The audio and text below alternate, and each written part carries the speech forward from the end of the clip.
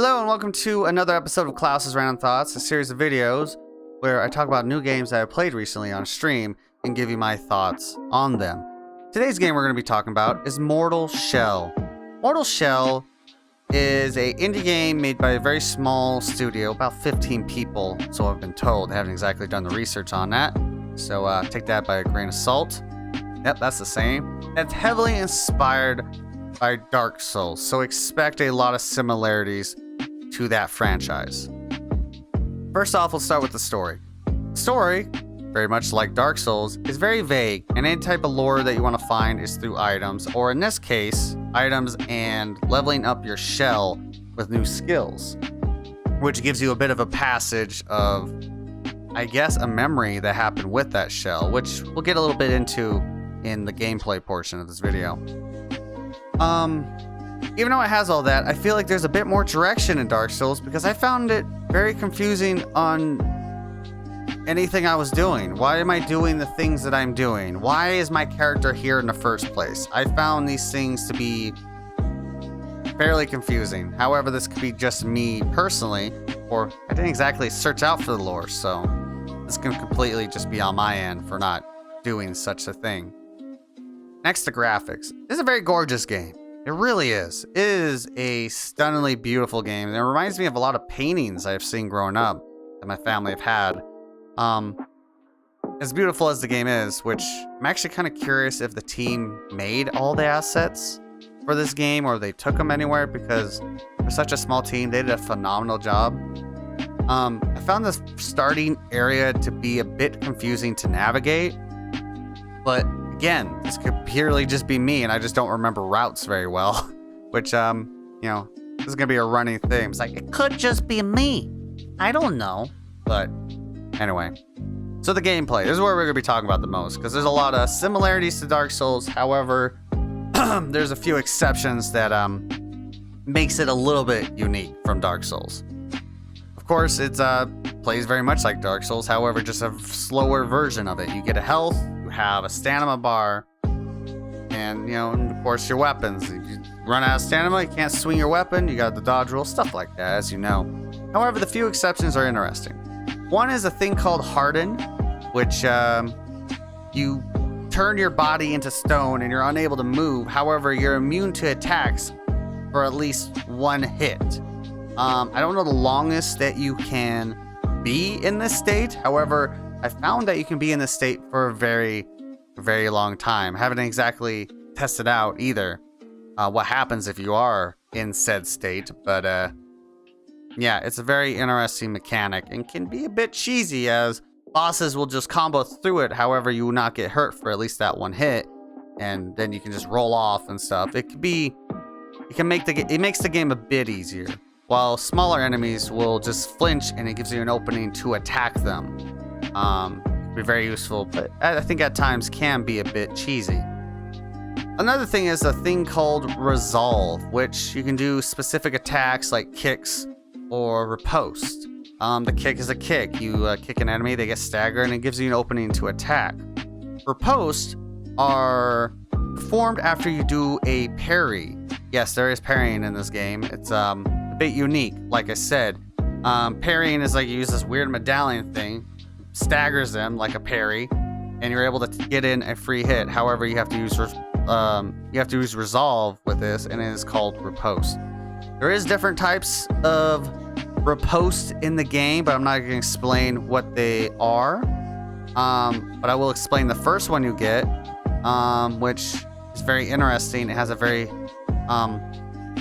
interesting attribute. If you perform it, you actually can get some health back, kind of like a life drain on the enemy, and it can be very useful if you are good at parrying in this game. Now let's get into the rest of it, the gameplay. Those are the two distinctive things. There's 4 shells and 4 weapons, and I want to get in depth about this. So the big thing is that you're able to possess different bodies called shells, and each one has their own attributes for skills as well as health and stamina, and this is the only way you can have different types of max health and max stamina.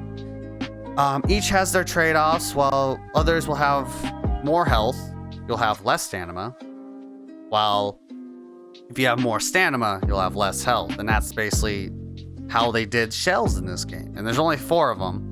I went with one that literally has the max amount of stamina, and I used that character throughout it. And I used only one specific weapon because it worked well with it, because it's a heavy giant sword that's slow but hits hard, and it takes a lot of stamina to use. So I paired it up with that shell that can that has a lot of stamina, so I'm able to use do longer combos with it.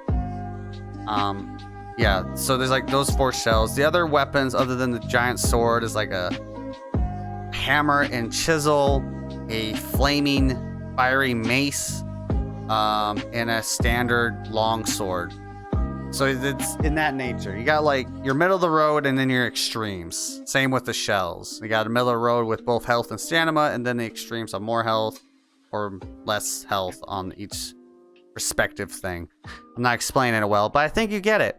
To be honest, when I heard about this game, I thought there'd be more than just 4 shells and 4 weapons. I found it to be a bit shallow gameplay wise, to be honest, and found it a bit disappointing. I feel like they could have done a lot more. And I hope this game did well enough, in honesty, because I think a sequel will be really good for this franchise, because I like it. I like the ideas of it. I like the idea of like possessing other people's bodies to do different things. Skills, health and stamina is kind of interesting. I like that idea. I think it can be expanded upon more, to be honest. However, I do think one thing that needs to go, personally, is the healing system.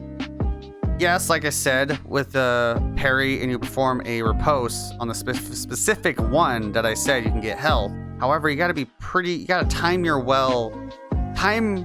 parries well. I forgot a word in that. You gotta time your parries well to do this. So if you can't do that well, you're left to healing items, which the main healing item, there's a couple of them, like insert animal on stick here for X amount of health. The main one are these mushrooms. It gives you a certain amount of health if you max out familiarity. Everything has a bit of a familiarity with it as well. It's minor, it's kind of weird, but whatever. So if you max out your familiarity with mushrooms, you get a certain amount of health within a certain amount of time. However, the only way you can really get these mushrooms are finding small patches of mushroom piles. And when you go find one and you pluck one up, a timer appears on that location that you have to wait before you can get more mushrooms. So that either means you wait there, and you can ride in that one spot for as long as you want, or you have to go search for other ones. This is all throughout the game.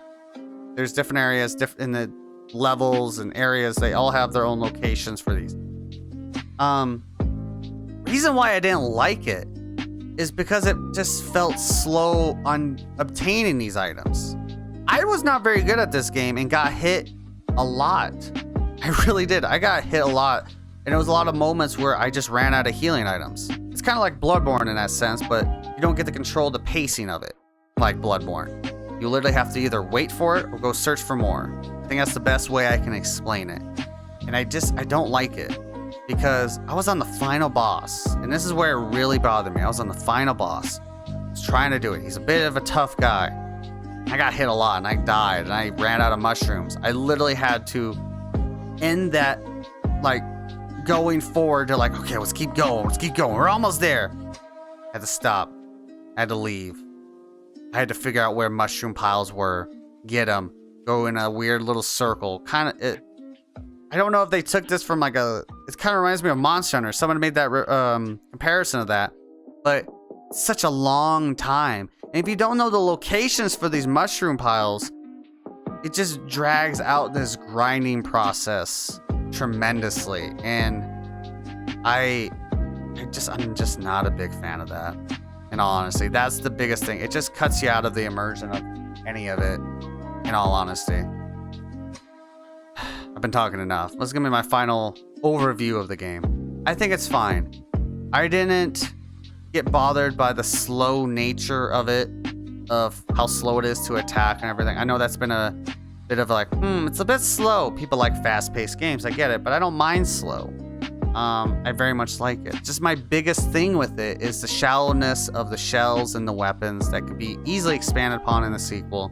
in the healing system that I just find so frustrating, and it really just cuts me out of it. And that's it. That's all I got to say about Mortal Shell. Thanks for tuning into the video, guys. Hope you guys enjoyed it. And if you did enjoy it, make sure to hit that like button down below. And if you didn't like it, you can always hit that dislike button as well. Give me your thoughts. What do you think about Mortal Shell and everything about it? I would like to really hear about that. That's a sentence and a half. Got a little bit of information I want to tell you guys. I'm no longer going to be archiving my streams on this YouTube. I'm just going to be straight out not doing it anymore. Mostly, it's something that people don't really watch, and I don't really want to dedicate another channel to either these or my other projects because I'm in too deep on this channel with everything. We're already like 5 videos deep on each series and years worth of VODs already on here that would be kind of lost if I'm moving everything. So I'm just gonna stop doing that. If you guys understand, and yeah, sorry for any inconvenience. If you're curious about anything else I've done, I got other thoughts videos here. The last one we did before this was Ghost of Tsushima. Also have another series on here called the Remember series, as I like to call it, honestly.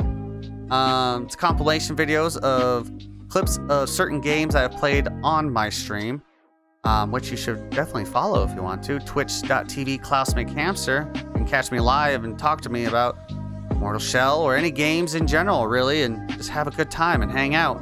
The newest video we have in the Remember series is a bunch of one-offs that I did recently.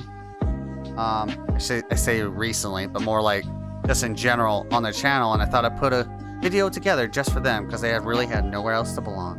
You can certainly check that out. That's probably going to be up here somewhere, along with Ghost of Tsushima as well. Give you both an option. Give you an option with all that.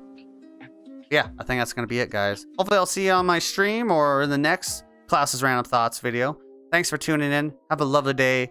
I'll see you guys next time.